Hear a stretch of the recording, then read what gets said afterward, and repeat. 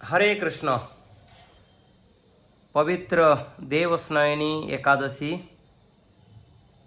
में आपको तथा आपके परिवार को बहुत बहुत शुभकामना।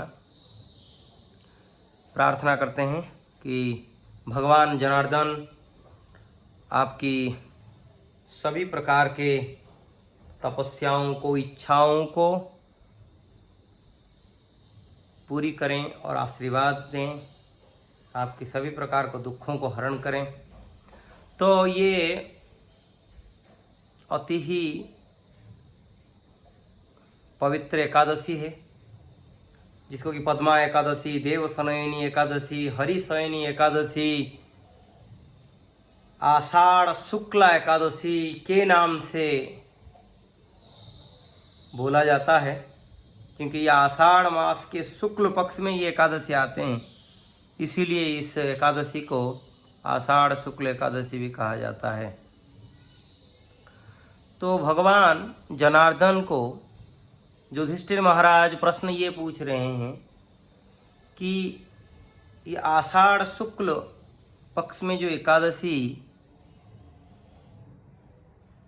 व्रत होता है उसका पालन का विधि क्या है और किस हिसाब से उसमें तपस्या करना चाहिए हरि की प्रसन्नता के लिए। तो भगवान जनार्दन उनको बोल रहे हैं, यही प्रश्न जो है एक बार नारद जी ब्रह्मा जी को पूछे थे। तो ब्रह्मा जी इसके उत्तर में ये बोल रहे थे, बोले उसी समय कि सत्ययुग में मांधाता नामक एक राजा थे, जो कि बहुत शक्तिशाली थे, प्रतापवान थे, बहुत ही सत्य प्रतिज्ञ थे और प्रजाजनों को अपने संतान जैसे पालन करते थे। उनके राज्यों में कभी भी कोई भी प्रकार का दुख या कोई भी प्रकार का सूखा या अनावृष्टि या कोई भी प्रकार का दुर्भाग्यजनित कर्म किसी प्रजा का उत्पन्न भी नहीं हुआ था, ना ही उनके राज्यों में ये सब दिखे थे कभी।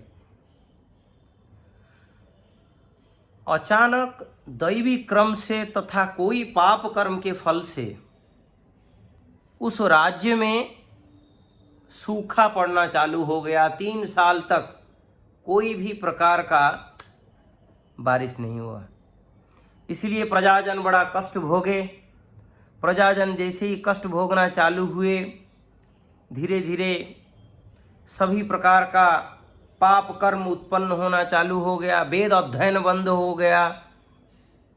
तब प्रजा राजा के पास गए और उनको बोले कि हे प्रभु,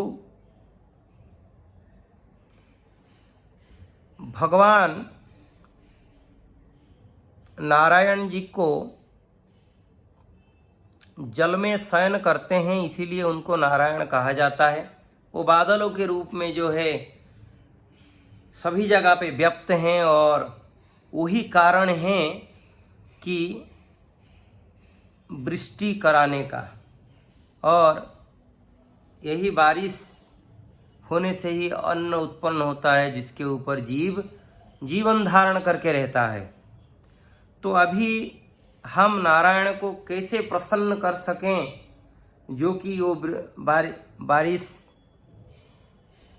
और पानी दें, जो कि हम प्रजाजनों के लिए जीवन में ये जो कष्ट प्राप्त जीवन को जो है ना ऊपर हम उठ सकें।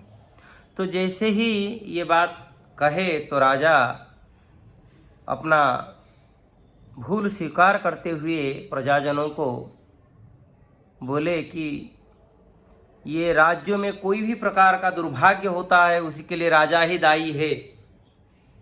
राजा उसी के साथ और भी एक शब्द बोले कि कोई आज तक मेरे बुद्धि से कोई भी ये चिंता और विचार नहीं कर पा रहा हूं कि मैं कोई ऐसा प्रकार का गर्हित कर्म, पाप कर्म किया हूं जिसके फल स्वरूप ये भोग रहा हूं, किंबा प्रजाजन, मेरे प्रजाजन ऐसे कर्म भोग रहे हैं। तो तुरंत इसका खोज करने के लिए वो अपना सेना की एक टुकड़ी को लेकर जंगलों में गए। जंगलों में जहाँ साधु संत लोग तपस्या करते थे वहाँ गए और कुछ प्रमुख साधुओं के साथ मिले और अपनी दुख के बात बताए। तो दैवी क्रम से वहाँ पर अंगिरा जी के साथ उनका भेंट हुआ, जो कि ब्रह्मा के मानस पुत्र हैं। तो उनका ज्योतिर्मय स्वरूप देख के वो अति ही मन में जो है धन्य धन्य हुए और उनको प्रणाम करने के बाद अपना वृतांत सब सुनाए, किस हिसाब से वो कष्ट भोग रहे हैं तथा उनके प्रजाजन कैसे कष्ट भोग रहे हैं। तब अंगिरा ऋषि उनको उनका दुख का निवारण करते हुए, वो दिव्य दृष्टा हैं, उनको देख के बताए कि कोई शूद्र जो है ना वेद अध्ययन कर रहा है, जो कि पढ़ना नहीं चाहिए, करना नहीं चाहिए, उसको अध्ययनरत है। जैसे ही इतना उनको समझ में आ गया, तुरंत वो बोले ये सत्ययुग है, ब्राह्मणों के नियम के हिसाब से ही आपको कोई भी प्रकार का नियम पालन करना पड़ेगा। वैदिक नियम धारा को आप इसीलिए पालन नहीं कर रहे हैं, इसीलिए जो है ना एक शूद्र अध्ययन कर रहा है और उसको दंड देना बहुत जरूरी है। इतना सुनते ही और तुरंत क्या किए, राजा को बोले कि उसको वध करने के लिए, तभी जाके राज्य में सभी चीजें शांत हो जाएगा। किंतु अचानक ये हुआ कि राजा बोले मैं इतना क्रूर कर्म नहीं कर पाऊंगा, क्योंकि एक जन तपस्या में रत है, भले ही शूद्र है, मैं उसको नहीं मार पाऊंगा। तभी राजा उनको ये बोले कि और कोई उपाय बोले। तो अंगिरा ऋषि उनको और एक उपाय देते हुए कहे कि आषाढ़ की महीने में शुक्ल पक्ष में जो एकादशी आता है, जिसका नाम पद्मा एकादशी है, उसी एकादशी व्रत को आप पालन करें। उसी एकादशी व्रत को जैसे ही पालन करेंगे, आपका सभी पापों से मुक्त हो जाएंगे। तो आषाढ़ के महीने में शुक्ल पक्ष में यही है पद्मा एकादशी, जिसी को देवशयनी एकादशी कहते हैं, हरिशयनी एकादशी कहते हैं। उस एकादशी व्रत को पालन किए और उनका सभी प्रकार का पाप कर्म से वो मुक्त हो गए, जो भी था।